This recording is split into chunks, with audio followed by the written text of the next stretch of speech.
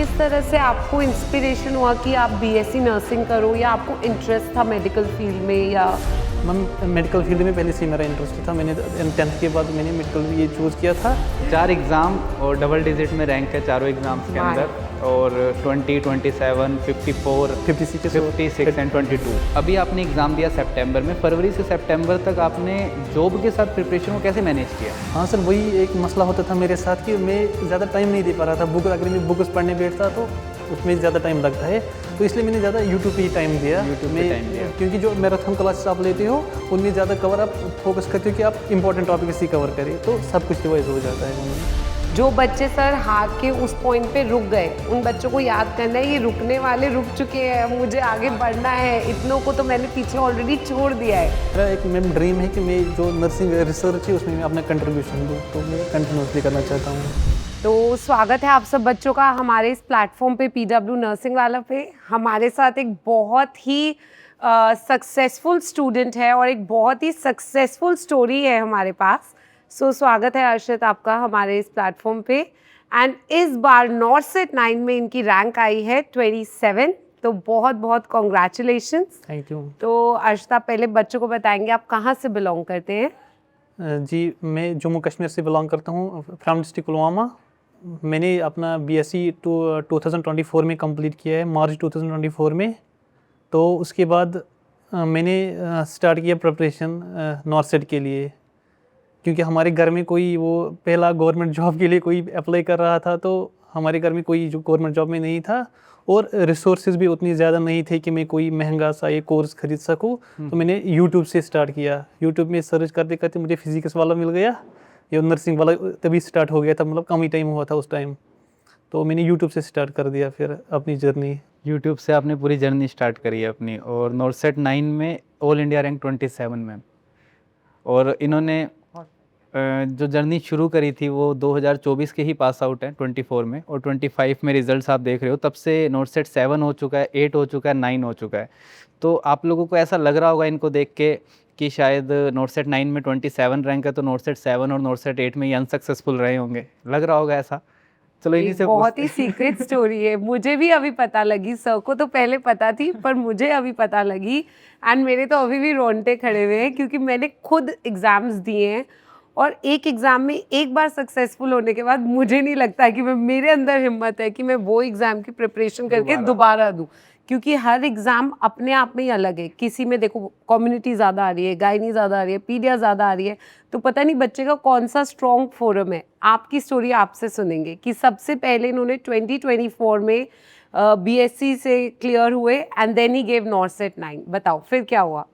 Ma'am actually जब हमने pass out किया तो तब नॉर्सेट 6 आने वाला था अप्रैल में, तो उसके लिए मैं एलिजिबल नहीं था क्योंकि मेरी आरएन उस टाइम कंप्लीट नहीं हुई थी। तो फिर मैंने स्टार्ट किया नॉर्सेट 7 के लिए, और बीच में ही यूपीएससी ईएसआईसी का वो एग्ज़ाम आ गया, तो मैंने वो अटेम्प्ट कर लिया। ठीक है। तो उसको रिजल्ट तो 1 साल के बाद आया उसका, पहले मैं वो बाद में बताऊंगा आपको। तो मैंने नॉर्सेट 7 की प्रिपरेशन स्टार्ट की, तो मैंने नॉर्सेट 7 दे दिया। तो अनफॉर्चुनेटली जो हमारा जो एम्स जम्मू और एम्स कश्मीर तो अभी कंप्लीट नहीं हुआ था। एम्स जम्मू में कोई वैकेंसी नहीं थी मेल की, यूआर मेल की। तो नॉर्सेट 7 का रिजल्ट आया तो मेरी AIR 20 आ गई उसमें। AIR 20 rank. हाँ, तो मुझे एम्स, ध्यान से सुनो बच्चों, एम्स नॉर्सेट 7 में AIR 20 रैंक है इसकी। तो मुझे एम्स दिल्ली मिल गया। तो हमने फरवरी में 2025 में ज्वाइन किया एम्स दिल्ली। तो मैं अभी वहाँ पे CTVS ICUB में काम कर रहा हूँ। ठीक है। तो उसके बाद फिर से एप्लीकेशन आ गई नॉर्सेट 8 के लिए। तो उस टाइम एम्स जम्मू में एक सीट आ गई यूआर मेल की, तो मैंने अप्लाई कर दिया, एग्ज़ाम दे दिया और उस रिजल्ट आ गया AIR 56 आ गई उस time. AIR 56। But नॉर्सेट 8 AIR 56। But एक बंदा मेरे से आगे था, तो सीट उन्होंने ले ली अनफॉर्चुनेटली। कि आपका एक ही सीट थी और एक जम्मू का ही बंदा आपसे आगे था जिसे वो चाहिए था सीट। तो अब मैं फिर से उसके बाद वैकेंसी आ गई नॉर्सेट 9 की, तो उसमें फॉर्चुनेटली एम्स अवंतीपुर जो मेरे घर से ओनली 10 to 15 किलोमीटर दूर है, तो उसमें वैकेंसी आ गई 3 सीट से, उसमें यूआर मेल की। ठीक है। तो मैंने अप्लाई कर दिया, फिर से अपनी जर्नी स्टार्ट की, प्रेपरेशन की। वहाँ से ड्यूटी से आके थोड़ा थोड़ा टाइम निकाल के मैंने स्टार्ट कर दिया। तो जब परसों रिजल्ट आ गए तो AR-27 उसमें। My goodness, this is like amazing. मतलब 3 एम्स सर, 3 एम्स नॉर्सेट इनको इन्होंने निकाले इस कहानी सुन हैं। के एक चीज और भी याद आ रही है कि ऊपर वाला सक्सेसफुल करने के बाद भी कई बार देरी करवाता है तो कुछ अच्छा हाँ, करने के अच्छा लिए। करने के अब इनको जो एम्स मिल रहा है वो इनके घर से सिर्फ 15 या 10 किलोमीटर 10 दूर है, किलोमीटर एम्स है। अवंतीपुर, जो अभी नया ओपन हुआ है। और उसके अंदर ये स्टार्टिंग में जाएंगे, नया एम्स है, Establish प्रमोशन भी करेंगे, जल्दी, हाँ। प्रमोशंस भी जल्दी होगा, अभी वर्कलोड भी कम रहेगा स्टार्टिंग के अंदर। और सबसे अच्छी बात, जहाँ से है ये उसी धरती पे सर्व करेंगे सर्व करेंगे। घर, नहीं, ये और बहुत शाम को रोज अच्छा घर होंगे अपने। ये सबसे अच्छी ये बात है। सबसे अच्छी बात है, क्योंकि मुझे लगता था कि ये चीज़ मेरे लिए इम्पोर्टेंट है।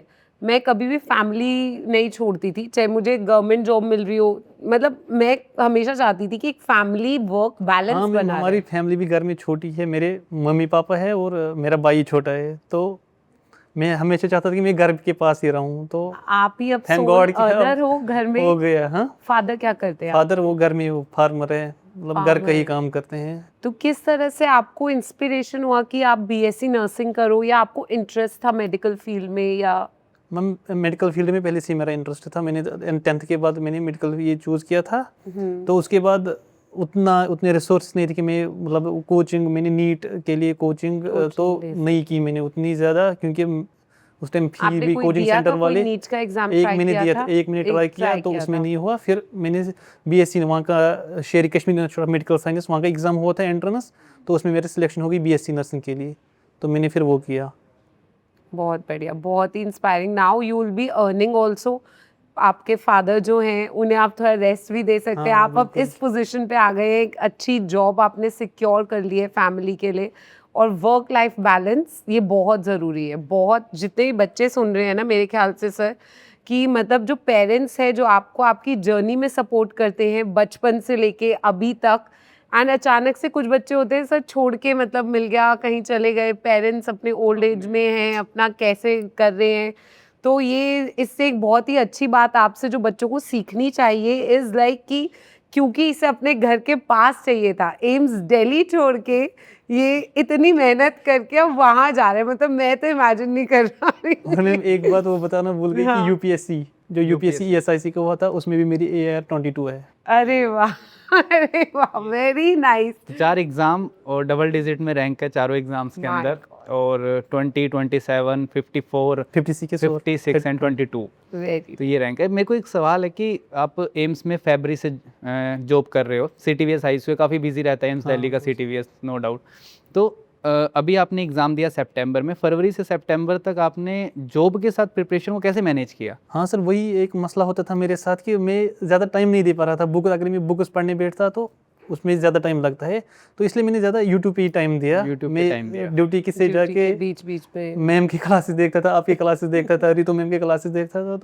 तो मतलब आपने हमारी सारी मैराथन्स देखी है? हाँ, मैराथन देखे, वो टिटबिट्स जो होती थी वो मैं कॉपी पे लिख के रखता था और फिर एग्जाम के दिन उनको रिवाइज कर लिया। मतलब आपका पर्सनल एक्सपीरियंस मैराथन्स को लेके है, वाईटी की क्लासेस को लेके है। हाँ। तो पीडब्ल्यू की वाईटी की क्लासेस एंड मैराथन्स को आप किस वे में देखते हो? बच्चों को क्या मैसेजेस देना चाहते हो कि इन क्लासेस से कितना आउटपुट मिला आपको, और ये क्लासेस वास्तव में कितनी हेल्पफुल है? हाँ, लास्ट मोमेंट पे एग्जाम्स की। लास्ट मोमेंट पे जो ये क्लासेस होती है ये बहुत हेल्पफुल रहती है एक बच्चे के लिए, क्योंकि हम अगर कोई बच्चा कोई बुक पढ़ता है, फॉर एग्जांपल एनकलेकर सॉन्डर्स पढ़ेगा या कोई और कॉम्पिटिटिव बुक्स बहुत ज़्यादा है, तो लास्ट में वो सारे रिवाइज नहीं कर सकता। जब एक मैराथन होता है तो उसमें बहुत सारे टॉपिक्स जब आ जाते हैं तो सब याद आ जाते हैं, एक रिवीजन होता है, दिमाग में रिवीजन होता है कि कौन कौन से टॉपिक है इंपॉर्टेंट, कौन कौन से टॉपिक है। क्योंकि जो मैराथन क्लासेस आप लेते हो उनमें ज़्यादा कवर आप फोकस करते हो कि आप इंपॉर्टेंट टॉपिक इसी कवर करें, तो सब कुछ रिवाइज हो जाता है उनमें। तो वो इस बहुत बार हेल्पफुल आपका रहता है। कैसा एक्सपीरियंस है कि जो हमारे मैराथन क्वेश्चंस थे और जो आपने एग्जाम पेपर्स देखे, सो व्हाट हाँ, इज योर बहुत एक्सपीरियंस? रेलेवेंट रहा मैम, बहुत हेल्पफुल। क्वेश्चंस ऐसे रिपीटेड आए एग्जाम्स में? क्वेश्चन तो रिपीटेड आते हैं, बट जो लैंग्वेज होती है वो डिफरेंट होती है, बट जब आपका कंसेप्ट क्लियर होगा, जब आपने यूट्यूब से देखा होगा तो याद आ जाता है एग्जाम में। याद आ जाता है। बहुत बढ़िया। तो बहुत बढ़िया। इनके साथ एक ऐसा किस्सा है बच्चों की, इन्होंने अपनी लाइफ में फेलियर नहीं देखा। तो मैं उन बच्चों को तो इनसे शायद मैसेज ना दिलवा पाऊँ कि जो बच्चों का नोट सेट 9 क्लियर नहीं हुआ, उनके लिए तो शायद मैसेज ना भी दें, क्योंकि फेलियर देखा ही नहीं, इन्होंने हर एग्ज़ाम में बैठे वो सक्सेस हुआ है। तो मैं उन बच्चों के लिए ज़रूर इनसे मैसेज दिलवाना चाहूँगा जो बच्चे अभी सेलेक्ट हो गए हैं बट घर से दूर हैं, तो वो भी ट्राई करेंगे आपकी तरह घर से पास आने के लिए। तो आप उनको क्या सजेस्ट करोगे कि कैसे वो अपना वर्क लाइफ बैलेंस करें, कि वो जॉब के साथ प्रिपरेशन करें और ऐसा रैंक लाके अपने घर के पास पहुंच जाए जैसे आप पहुंचे हो? हाँ बिल्कुल, वो ड्यूटी भी जाए और दिमाग में ये रहे कि मुझे घर जाना है, एक ना एक दिन तो घर एक जुनून जाने होता है के ना घर से सर, दूर जो नहीं रहना जुनून है। सर पे चढ़ जाता है ना, क्योंकि मैं उसके बिलीव बाद- करता हूँ कि अपने माँ बाप को अकेला नहीं छोड़ना नहीं छोड़ना चाहिए, बिल्कुल हाँ, सही बोल बिल्कुल रहे हो आप। उनके पास ही रहना है। उनके पास ही तो रहना वो क्या करे, वो जब ड्यूटी से आए एक एक या दो घंटे वो निकाले अपने टाइम शेड्यूल से, वो स्टडी पे फोकस करे। यूट्यूब से चाहे सो यूट्यूब से करे, सब्सक्रिप्शन नहीं, बस दो घंटे उनके लिए काफ़ी है, काफ़ी है, क्योंकि बाकी खाना क्योंकि पकाना होता है, बाकी चीज़ें बिल्कुल करनी सही बोल होती रहे है। हो कि एक बार जो सिलेक्ट हो गया उस बच्चे को सिर्फ उन चीज़ों को थोड़ा सा रिकॉल करना है, हाँ रिकॉल करना है, मतलब उनको सब कुछ थ्योरीज वापस नहीं जो पढ़नी है।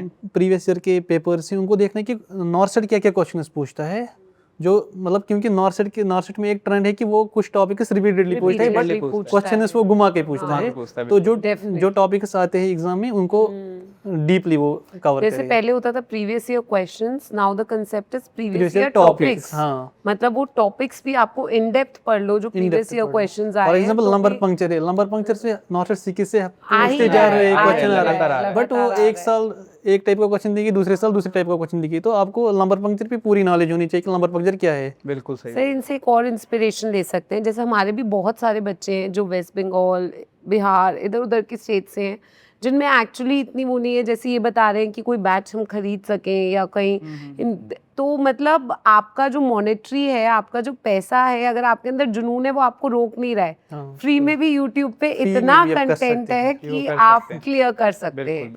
तो बच्चों को बहाने, मतलब एक जो आपको एक्सक्यूज को छोड़ के अगर आप कुछ करना चाहते हैं, कुछ पाना चाहते हैं, तो उसका बस रास्ता है। ये आपका एक जुनून होना चाहिए हाँ। कुछ करने के लिए, बस। हाँ और आप जब अपने आप में बिलीव करोगे तब कुछ भी पॉसिबल है। वो अक्सर मैं क्लासों में कहता भी होता हूँ बच्चों को ये कि जिस टाइम आप कोई एक्सक्यूज ढूंढ रहे हो, बहाना ढूंढ रहे हो कि ये मुश्किल है, ये नहीं होगा, उस टाइम ऐसे कुछ बच्चे मेहनत कर रहे हो मेहनत कर रहे हैं और वहीं पे वो बच्चा रह जाता है और ये निकल जाते हैं आगे। क्योंकि मैम जो हमारा CTVS ICU है वो इंडिया का सबसे टफेस्ट ICU माना जाता है, क्योंकि वहाँ पे बहुत वर्कलोड रहता है, बहुत वर्कलोड है। हाँ, हम इंसान थका हुआ भी आ जाता है। तो जब मैंने कर लिया उसके मतलब वो सब होके भी, पर मैं बिलीव करता हूँ कि कोई भी कर सकता है, जब कोई अच्छे से दिल से काम करे, मेहनत करे तो कोई भी कर मतलब सकता आपके लिए ये भी एक प्राउड है कि आप एम्स दिल्ली के CTVS ICU में सबसे टॉप सबसे टॉप का ICU है वो, हाँ। एम्स दिल्ली का CTVS माना हुआ है और आप उसमें सर्व कर रहे हो। तो आपका प्रैक्टिकल नॉलेज कितना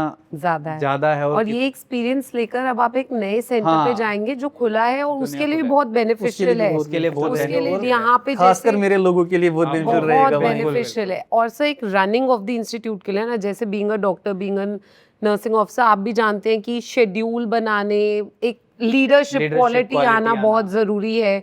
तो वो इन सेंटर्स पे बहुत ज़्यादा सीखने को मिलता है, ये जो लीडरशिप क्वालिटी है। और ऐसा भी हो सकता है कि इनको अभी वो जैसे अंडर कंस्ट्रक्शन है तो हो सकता है ट्रेनिंग के लिए यहाँ छोड़ा जाए अभी आपको, ऐसा भी हो सकता है। बट आप ऑलरेडी ट्रेंड हो चुके हैं, बहुत अच्छी बात है कि वहाँ पे सेटअप करने में आप लोगों की बहुत हेल्प बहुत ज़्यादा help मिलेगी। जो मिलेगी उन इंस्टीट्यूट्स को और वहाँ के लोगों को इतना हेल्प मिलेगा, बहुत अच्छी बात है अपने आप में। सर इस पे की बात याद आ रही है, जैसे बहुत सारे बच्चे होते हैं ना, वो हमेशा रोते रहते हैं कि life is unfair, life is unfair. वो बच्चे जिनका भी नहीं भी हुआ है नॉर्सेट 9 में, स्पेशली उनके लिए। बट लाइफ सबके लिए अनफेयर है, शायद हमारे सामने भी बैठे हैं। तो मतलब हमें किसी और से ना कंपेयर करके अपनी जर्नी को हमारे स्टार्टिंग पॉइंट से कंपेयर करना चाहिए कि हमने कहाँ से स्टार्ट किया था और अब हम कितने सक्सेसफुल हैं। क्योंकि कुछ बच्चे देखो BSc में बिल्कुल मेहनत नहीं कर रहे और वो फिर कह रहे हैं, रो रहे हैं कि भाई हमारा तो फर्स्ट अटेम्प्ट में नॉर्सेट नहीं हुआ और उसका हो गया फर्स्ट अटेम्प्ट में नॉर्सेट। तो आप उसका स्टार्टिंग पॉइंट देखो ना, उसने तो जर्नी पहले ही शुरू कर दी, उसने BSc में ही प्रिपरेशन शुरू कर दी, आपने अभी 3 महीने से प्रिपरेशन ये तो शुरू मैं कर कल की क्लास में ही बोल रहा था, हाँ। फार्मा की क्लास में मैं बच्चों को बोल रहा था, वो बच्चे ऐसे बोल रहे थे कि सर ये तो याद कैसे होगी, इतनी मुश्किल दवाइयों के नाम है। तो मैंने उनको बोला कि तुम में से 1000 बच्चे ऐसे भी होंगे जिनको ये दवाइयाँ याद हो रही है आराम से, क्योंकि वो अपने ग्रेजुएशन के टाइम कुछ पढ़ के आए हैं। तो उन्होंने 30% मेहनत भी करी है, तो 70 अब करनी पड़ेगी, पर तुम्हें 100 की 100 करनी मैम पड़ेगी। ये मैं एक बात बताना चाहता हूँ कि जो स्ट्रगल्स होते हैं वो हर किसी की लाइफ में होती है, हर किसी की लाइफ इजी नहीं जाती है, स्मूथली नहीं जाएगी किसी की। कोई एक आज किसी की हार्डशिप होगी लाइफ में तो कल वो इजी होगी लाइफ उसकी। क्योंकि मेरे साथ भी वैसा हुआ था कि जब मैं 9th 10th में उतने रिसोर्सेज नहीं थे घर पे, वो बहुत ज़्यादा इकोनॉमिकली हम उतने स्ट्रांग नहीं थे घर में, तो बहुत ज़्यादा स्ट्रगल्स करनी पड़ी थी। मुझे स्कूल 5-10 लगभग 8 किलोमीटर जाना, वहाँ से भी पैदल यहाँ से भी पैदल, मतलब बाई फुट में जाता था स्कूल। तो फिर उसके बाद जब मैंने वो मेडिकल लिया तो मेरी माँ के पास वो कुछ सोना था, तो उसने वो बेच दिया मेरे फीस के लिए।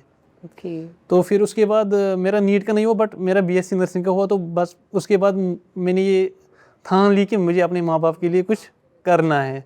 तो उसके बाद मैंने कंटिन्यूसली, और मैं अपनी कॉलेज टाइम में भी टॉपर है और मैं गोल्ड मेडलिस्ट भी हूँ अपने कॉलेज का। Very nice. तो बस उसके बाद समय एक सा नहीं रहता। देखो, अगर कुछ बच्चे जो नॉर्थ सेट जिनका अभी नहीं क्रैक हुआ है, अगर समय उन्हें पीछे खींच रहा है तो उन्हें अपना हौसला बनाए रखना है, and they have to remember कि ये वक्त भी बीत जाएगा और अच्छा वक्त आएगा, एंड इसी हौसले के साथ आई थिंक उन्हें फ्यूचर में फिर से प्रिपरेशन अपनी करनी चाहिए। होप नहीं छोड़नी चाहिए होप कभी। नहीं छोड़नी इनकी चाहिए। स्टोरी मैम सच में बहुत अच्छी है हाँ। और बहुत सारे बच्चों को मोटिवेशन देने बहुत वाली है। इंस्पायरिंग स्टोरी है। इनके हार्डशिप्स, पेरेंट्स ने किस तरह से इन्हें पढ़ाया, एंड नाउ किस तरह से ये पेरेंट्स को नहीं छोड़ रहे। I am very proud of you कि 3 बार 4 बार आपने अटेम्प्ट दिए और सक्सेसफुल हुए, और अब आप उन्हीं माँ बाप के पास वापस जा रहे हैं जिन्होंने इन्हें इधर इस मुकाम तक पहुँचाया है। वेरी नाइस हर्षित, वेरी नाइस।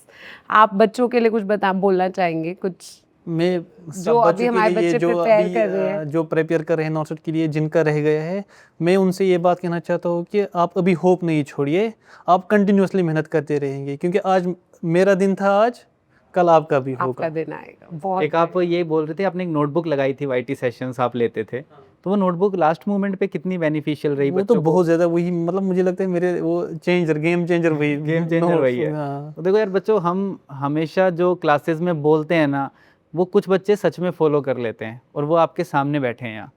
जो बच्चे ऐसे ले लेते हैं, लाइटली ले लेते हैं कि हाँ ठीक है लगा लेंगे या कुछ भी है, चलो थोड़ा बहुत याद रह जाएगा, ये क्वेश्चन हमें गलत हो गया, ये याद रह जाएगा, ये गलत नहीं करेंगे अगली बार।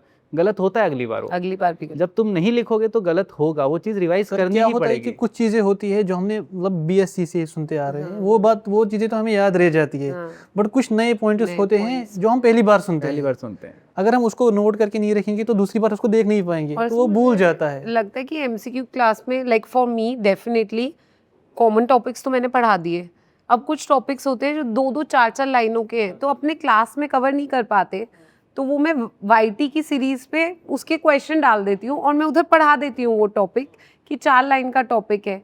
तो आप अपनी नोटबुक के बारे में कुछ थोड़ा सा बच्चों को बताएंगे कि क्या थी ये नोटबुक, या कैसे बनाई आप? मेरी नोटबुक जो थी, वो जो मतलब नए नए पॉइंट्स में देखता था अपने, आप जब आपकी क्लास देखता था, सर की क्लास देखता था, जो नए नए पॉइंट्स आते थे, मतलब जो मैंने कभी नहीं सुने थे उससे पहले, तो उनको मैं लिख लेता था, क्योंकि अगर मैं उनको रिवाइज नहीं करता तो वो मुझे भूल जाती, क्योंकि इंसान की तो ये तो एक बोलना था एक ability, short term and long term memory. हाँ, ये तो भूल जाता है इंसान, तो उन पॉइंट्स को फिर मैं रिवाइज कर पाया उसी की वजह से। अगर मैं वो नहीं देखता फिर तो वो भूल जाते। तो मतलब एक चीज़ और इनसे सीखने को मिलती है बच्चों की, सब कुछ नहीं लिखना है उसमें कि आप वाईटी के सेशंस करने लगो तो आप क्वेश्चन ही उतारने लग जाओ, सब लिखने लग जाते हैं, सब एक एक शब्द जो मुंह से निकल रहा है, जो एक एक लाइन, वो बहुत दिक्कत होगी बाद में रिवाइज करने में। जो क्वेश्चन आपसे सही हो रहा है बिल्कुल, वो आपको अच्छे से आता है, वो नहीं लिखना है यार, वो टॉपिक आपका क्लियर है बिल्कुल।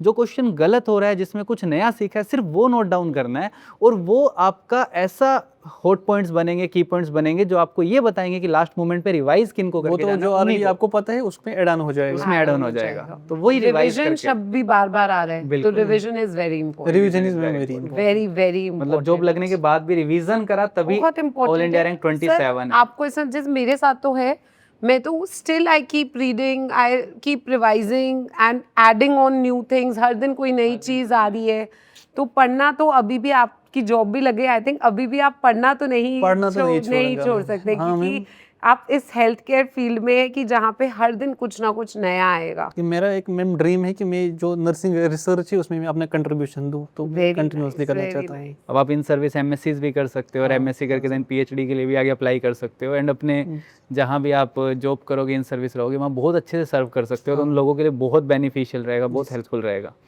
बहुत अच्छा लगा आपसे बात करके, एंड बच्चों आप लोगों के लिए बहुत अच्छा मोटिवेशन है ये बच्चा, कि आप लोग देख सकते हो कितने सारे रैंक है डबल डिजिट के अंदर हर एग्ज़ाम के अंदर, और जॉब लगने के बाद भी अपने घर जाने के लिए इन्होंने बराबर मेहनत करी, फाइनेंशियल बैकग्राउंड अच्छा ना होने के बाद भी मेहनत करी। रिसोर्सेज ढूंढने पड़ते हैं, बहुत कुछ अवेलेबल है, सब कुछ मिलता है। अगर आपके पास सिर्फ एक्सक्यूज़ है कि हमारे पास पैसा नहीं है, हमें बहुत कुछ पढ़ना पड़ रहा है, हमें याद नहीं रहता, हम भूल जाते हैं, इतनी सारी दवाइयाँ, इतना सारा सिलेबस, तो फिर सब्स्टिट्यूट नहीं है उस तरह। उस टाइम पे कोई दूसरा मेहनत कर रहा है और वो आपके सामने यहाँ पे बैठा है, तो आप लोगों को भी इतना ही जोश जुनून पागलपन दिखाना पड़ेगा। जो भी बच्चे नोट सेट 9 में फेल हो गए हैं या फिर नोट सेट 10 के लिए प्रिपेयर कर रहे हैं, वो आज से ही लग जाओ। और आप भी शायद हमारे साथ बैठे हो कभी, ऐसा हम हम इंतज़ार चाहते रहेगा। हैं, ऐसा हमारा ड्रीम है। जो बच्चे सर हार के उस पॉइंट पे रुक गए, उन बच्चों को याद करना है ये रुकने वाले रुक चुके हैं, अब मुझे आगे बढ़ना है। इतनों को तो मैंने पीछे ऑलरेडी छोड़ दिया है जो बच्चे रुक गए हैं। तो अर्षद, बहुत बहुत बधाइयाँ आपको, आपकी फैमिली को, and I hope you do good wherever you go. So tons of congratulations, और हमारे साथ बात करने के लिए बहुत बहुत और धन्यवाद। आप फर्स्ट गवर्नमेंट जॉब हो घर में ना? हाँ, फर्स्ट गवर्नमेंट जॉब। बहुत लॉट ऑफ कॉन्ग्रेचुलेशंस, बहुत अच्छा लगा आपसे बात करके। Thank you so much. Thank you so much.